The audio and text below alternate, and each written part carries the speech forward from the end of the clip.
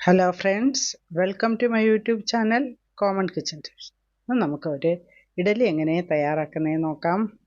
പലരും ചോദിക്കാറുണ്ട് ഇഡലിക്ക് ഏതരിയാണ് നല്ലതെന്നും എങ്ങനെ അളവെന്നും എങ്ങനെ ഒട്ടിപ്പിടിക്കാത്ത രീതിയിൽ ഇഡലി പുഴുങ്ങിയെടുക്കുന്നതെന്നും. അപ്പം നമുക്കത് എങ്ങനെയാണ് ചെയ്യുന്നതെന്ന് നോക്കിയാലോ.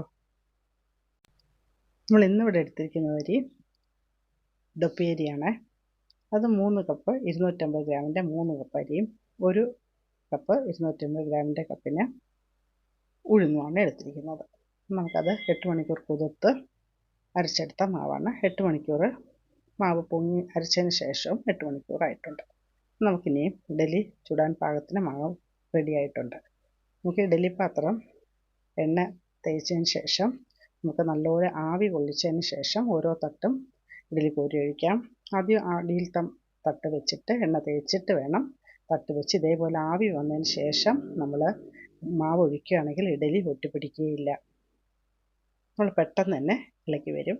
എന്നിരുന്നാലും നമ്മൾ ഇഡലി ചുട്ടെടുത്ത് കഴിയുമ്പോൾ നമുക്കതിൻ്റെ തിരിച്ച് പിടിച്ച് ഇഡലി പാത്രത്തിൻ്റെ ഇഡലി തട്ടിൻ്റെ പുറവശത്ത് കുറച്ച് വെള്ളം തളിച്ചതിന് ശേഷം എടുക്കാൻ ശ്രമിച്ചാലും ഒട്ടും തന്നെ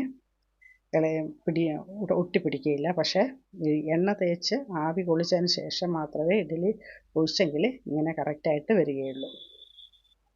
അങ്ങനെ ഓരോ തട്ടും മാവ് ഒഴിച്ചതിന് ശേഷം അടുത്ത തട്ട് വെച്ചാൽ മതി. ഓരോ ഇഡലി പാത്രത്തിലും 2 or 3 തട്ടുണ്ടാവും. അപ്പം ഓരോ തട്ടും വെച്ച് ആവി കയറ്റിയതിന് ശേഷം എണ്ണ ആദ്യം തേച്ചതിന് ശേഷം വേണം ആവി കൊള്ളിക്കാൻ. ആവി കൊള്ളിച്ചിട്ട് നമുക്ക് ഇഡലി പാത്രത്തിലോട്ട് നേരിട്ട് ഒഴിച്ചാൽ മതിയാവും. ഇത് ഒഴിച്ച് കഴിഞ്ഞിട്ട് അടുത്ത തട്ടും വെച്ച് അങ്ങനെ എല്ലാ തട്ടും വെച്ചതിന് ശേഷം നമുക്ക് അടച്ച് ഒരു 10-12 മിനിറ്റെങ്കിലും വേവിച്ചെടുക്കണം. 15 മിനിറ്റ് ഇരുന്നാലും നല്ലപോലെ വെന്ത് കിട്ടും. ഇത് 15 മിനിറ്റ് ആയിട്ടുണ്ട്. നമുക്ക് ഇഡലി നല്ലപോലെ വെന്ത് വന്നിട്ടുണ്ട്. ഇതൊന്ന് എടുത്ത് നോക്കാം എങ്ങനെയാണ് പെട്ടെന്ന് വരുമോ എന്ന് നോക്കാം. നല്ല സോഫ്റ്റും നല്ല ടേസ്റ്റുമാണ് ഈ ഇഡലി.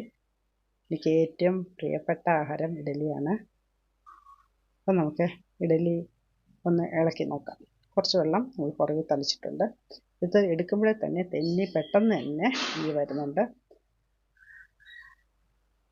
നമ്മൾ ആവി കൊള്ളിച്ചെടുക്കുമ്പോഴാണ് ഞാൻ പല രീതിയിൽ നോക്കിയിട്ടുണ്ട്. പക്ഷേ എണ്ണ തേച്ച് ആവി കൊള്ളിച്ചതിന് ശേഷം മാവ് ഒഴിച്ച് ചുട്ടപ്പോഴാണ് എനിക്ക് പെട്ടെന്ന് തന്നെ ഇങ്ങനെ ഇളകി വരുന്നത്. അങ്ങനെ നമ്മുടെ ഇഡലി എല്ലാം ചുട്ടെടുത്തിട്ടുണ്ട്. ഇത് നിങ്ങൾക്ക് ഇഷ്ടമായിട്ടുണ്ടെങ്കിൽ നിങ്ങൾ ലൈക്ക് ചെയ്യുക, കമൻറ്റ് ചെയ്യുക, ഷെയർ ചെയ്യുക, സബ്സ്ക്രൈബ് ചെയ്യുക. വീഡിയോ സ്കിപ്പ് ചെയ്യാതെ കാണാൻ ശ്രമിക്കുക. സബ്സ്ക്രൈബ് ചെയ്യാതെ കാണുന്നവർ ദയവായി സബ്സ്ക്രൈബ് ചെയ്ത് തന്നെ സപ്പോർട്ട് ചെയ്യുക.